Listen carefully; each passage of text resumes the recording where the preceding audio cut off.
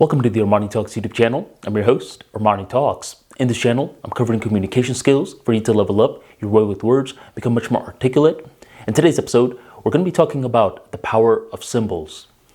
When I was roughly around the 9th grade, there was this one day when a bunch of the classmates, they just got out of this one class. I believe it was called inquiry skills, something like that.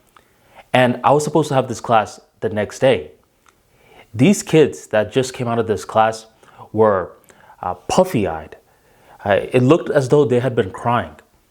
Not just the girls, not just the guys, even the teacher.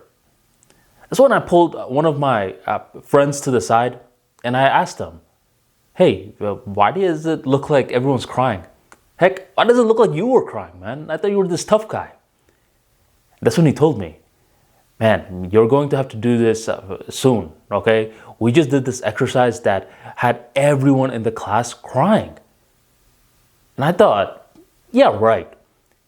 And then we found out what was going to happen the next day. The next day, my teacher, who was the teacher for inquiry skills, was saying, "I want you guys to bring an object that holds sentimental value to you." And that's all she said. 2 days goes on by, and the next time we have that class, we all have an object with us. And what we do is that we get in a circle and we begin to explain what that object means for us. Now, I wasn't thinking much of this. I just bought a comb and I said, this comb, it means a lot to me. It means a lot to me because it helps me comb my hair. I was being silly with it. But the other kids in the classroom, they were being very serious with it. There was this other guy that also bought a comb, but his understanding in regards to the comb was much different from mine. I had a very practical understanding regarding this item, but for the other guy, it held sentimental value because that was that comb that his little brother used to use before the little brother died from a car accident. So as he was talking about the comb, he started to lose control of his voice and he started to cry. Once he started to cry, a few of the people around him started to cry as well. And that's when we went around the room and different people started to introduce their symbol. Some people had a book, some people had a cap, some people also had another comb. That's when I saw something.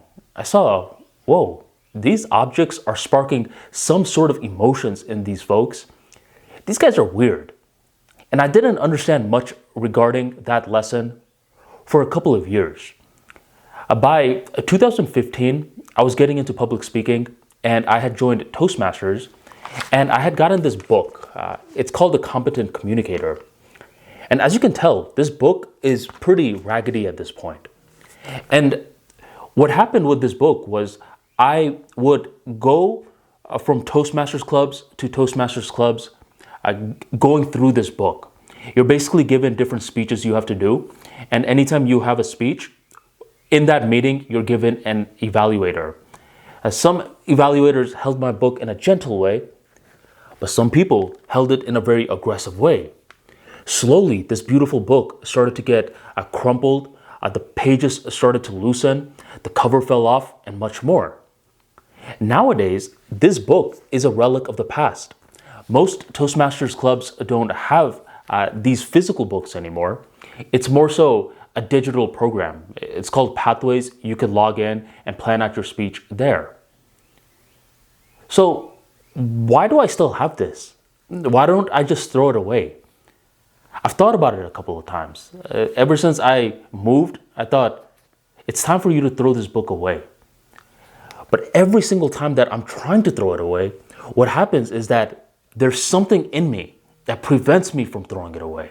It says, no, you keep it somewhere in the house. You don't have to see it all the time, but just keep it in your presence. And I thought about this and I didn't know why until I realized why.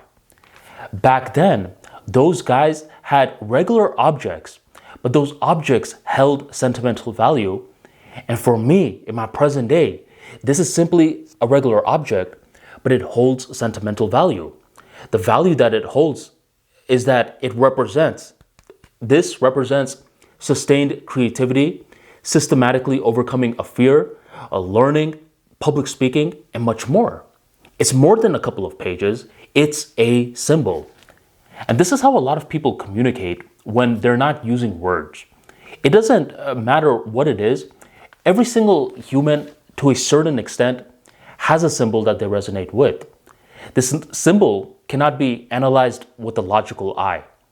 Because if you strictly analyze it with the logical eye, what you're going to see is an object.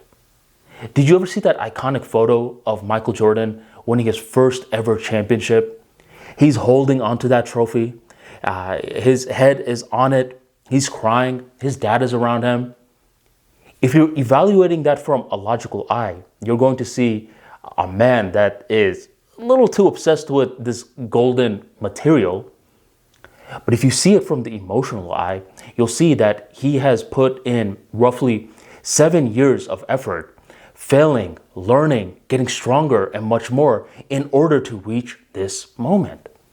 Symbols can express things that words cannot even touch in regards to human psychology. So one of the best ways to understand the importance of symbols is to look around your living facility. What thing do you have that does not serve that much practical utility, but you would feel guilty for throwing away? We don't want to feel too guilty now. Then we start to become a hoarder. But there's that one item. It could be a book like this that doesn't have much relevance nowadays, but it serves as a reminder of how far you have come. It could be a raggedy cap that protected you when you were having your first ever bald spot. And nowadays, you could afford better caps, but that cap still remains in your closet. It could be a comb that was used by a loved member who died a little too soon. These symbols allow us to understand the primal parts of communication, and by understanding the primal parts of communication, you understand that words are being spoken, even if words are not being used. If you enjoyed today's talk, go on and drop that like for me right on below. Stay subscribed to the ArmaniTalks YouTube channel for more videos on communication skills. And thank you very much for joining the ArmaniTalks YouTube channel. I will catch you next time.